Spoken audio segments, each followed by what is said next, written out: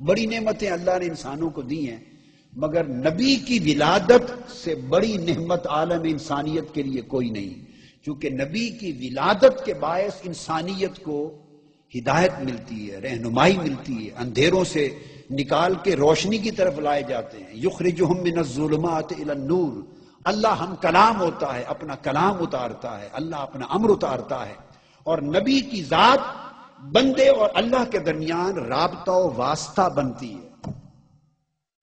بندے اللہ سے کٹے ہوئے ہوتے ہیں، اللہ نہیں کٹا ہوا ہوتا، وہ تو نحن اقرب الیہ من حبل الورید ہے، وہ تو بندوں کو پتا ہو یا نہ ہو ہر صورت وہ شاہرگ کے قریب ہے، مگر سوال ہے کہ اس کے قریب ہونے کا شعور کون دے گا؟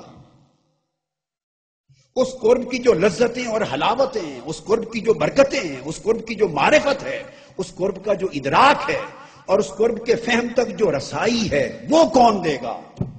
وہ اللہ تعالیٰ یہ رسائی، یہ معرفت اور یہ سوجھ بوجھ اپنے نبی کے ذریعے عطا کرتا ہے۔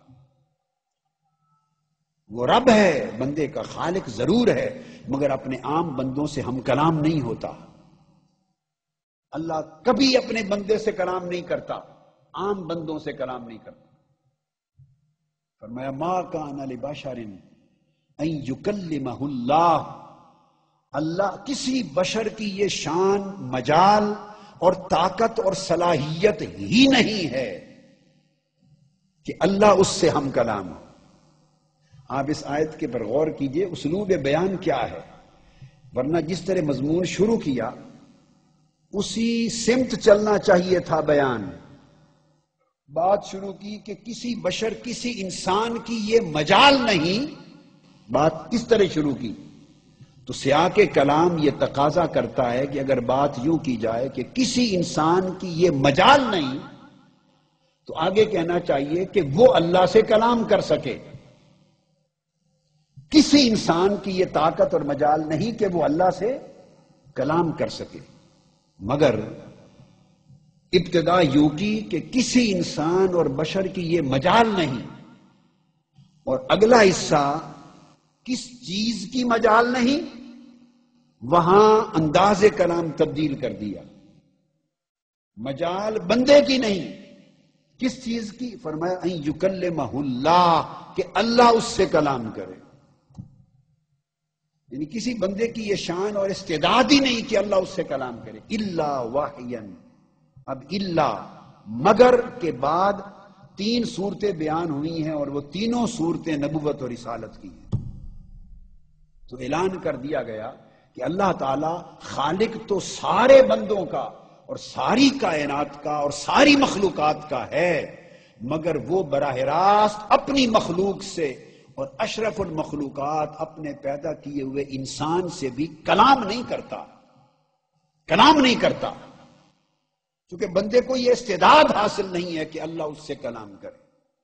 تو باری تعالیٰ جب تیرے بندے ہیں اور تو ان تک اپنا کلام پہنچانا چاہتا ہے، ان سے اپنی بات پہنچانا چاہتا ہے، اپنا امر انہیں پہنچانا چاہتا ہے، اپنی رہنمائی انہیں دینا چاہتا ہے، اپنا حکم دینا چاہتا ہے، انہیں اپنی بندگی کے آداب سکھانا چاہتا ہے، جب یہ ارادہ فرماتا ہے تو لا محالہ ان سے کمیونیکیٹ کرنے کی ضرورت ہوتی ہے۔ ان سے کمیونیکیٹ کیسے کرتا ہے؟ تو اللہ تعالیٰ نے فرمایا دیر از نو ڈائریکٹ کمیونیکیشن، میری کوئی ڈائریکٹ کمیونیکیشن اپنے بندوں سے نہیں ہے۔ اس گورکھ دھندے کو نکال دو ذہن سے، اس فتنے کو نکال دو۔ اللہ نے فرمایا میں کوئی ڈائریکٹ کمیونیکیشن اپنے بندے سے نہیں کرتا۔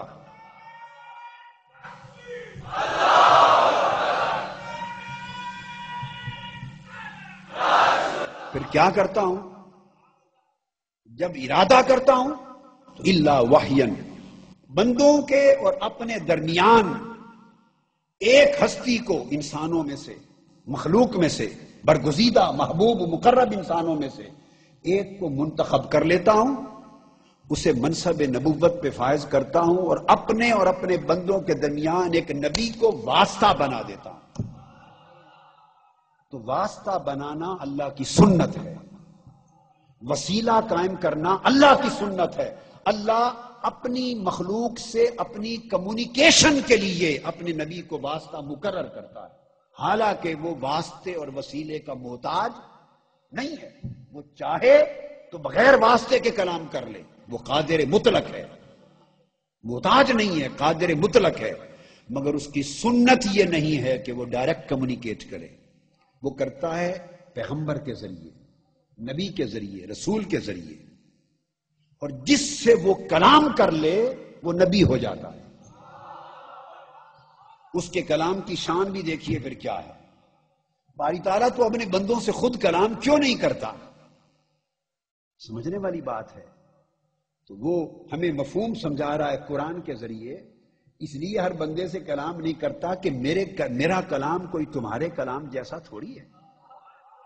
اللہ کا کلام ہے جس سے میں مخاطب ہو جاؤں اور جس سے میں کلام کر لوں. اور تم بلاتے ہو نا بھائی بات سن، ارے یہ بات لے، یہ پیغام لے، میری بات سن، میرے قریب آ، ذرا یہ کہنا مان، یہ پیغام پہنچا دے. جس سے میں بلا کے اس سے بات کر لوں، میری بات کرنے سے وہ نبی ہو جاتا ہے. اللہ جس سے کلام کر لے وہ نبی ہے. اب اس کلام کی شکلیں ہیں. کبھی وہ اس کو وحی کہتا ہے، کبھی یرسل رسولاً کہتا ہے کہ رسول فرشتہ بھیج کے کلام کرتا ہے، کبھی وحی کے ذریعے کلام کرتا ہے، کبھی من وراء حجاب، کبھی پردے کے پیچھے طور کی چوٹی پر حضرت موسیٰ سے کلام کرتا ہے، کبھی فرشتہ بھیج کر ہر نبی اور رسول سے کلام کرتا ہے. 3 صورتیں بتائی ہیں اس نے کلام کرنے کی. فرشتہ بھیج کر کلام کرنا ہر نبی کے لیے ثابت ہو گیا. ہر نبی کی طرف فرشتہ بھیجا، کلام کیا، تو یہ طریقہ بھی آ گیا. پھر فرمایا من وراء حجاب. ایک طریقہ یہ ہے کہ پردے کے پیچھے سے کلام کرتا ہوں، چھپ کر، جلوہ نہیں کراتا، بات سناتا ہوں. تو پردے سے پیچھے جس سے کلام کیا وہ موسیٰ ہو گئے علیہ السلام طور پر، وہ موسیٰ ہو گئے. فرشتہ بھیج کر جس سے کلام کیا وہ حضرت آدم سے لے کے حضرت عیسیٰ تک سب پیغمبر ہو گئے. ہر ایک سے فرشتے کے ذریعے کلام کیا. تو 2 صورتیں ہو گئیں. اب تیسری صورت بیان فرمائی الا وحین، یا اس سے بات کرتا ہوں. تو پردے کے پیچھے سے بات کرنا بھی مراد یہاں نہیں ہو سکتا چونکہ اس کا ذکر الگ آ گیا ہے من وراء حجاب. اور فرشتے کے ذریعے بات کرنا یہ بھی الا وحین کا معنی نہیں ہو سکتا چونکہ رسول فرشتہ بھیج کر کلام کرنے کا بھی اسی آیت میں ذکر الگ آ گیا ہے. جب بذریعہ فرشتہ کلام کرنے کا ذکر بھی آ گیا، پردے کے پیچھے سے کلام کا ذکر بھی آ گیا، تو پھر جو کہا کہ بات کرتا ہوں، وہی بھیجتا ہوں، یہ بغیر واسطے اور بغیر حجاب کے کلام کرتا ہوں. باری تعالیٰ یہ کس سے کیا؟ وہ صرف ایک ذات ہے جس کا نام مصطفیٰ ہے.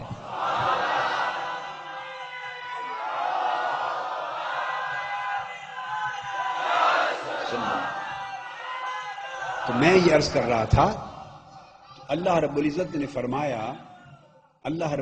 فرمایا ارشاد ہوا کہ میں عام بندوں سے کلام نہیں کرتا اور نبی سے کرتا ہوں.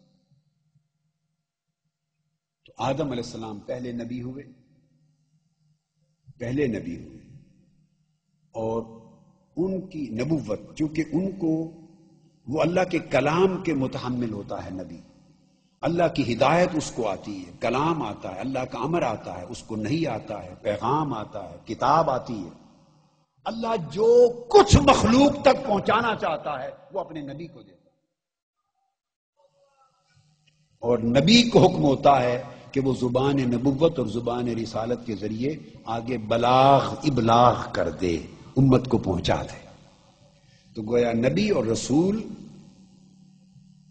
ایک انڈسپینسیبل واسطہ ہوتا ہے خالق و مخلوق کے درمیان.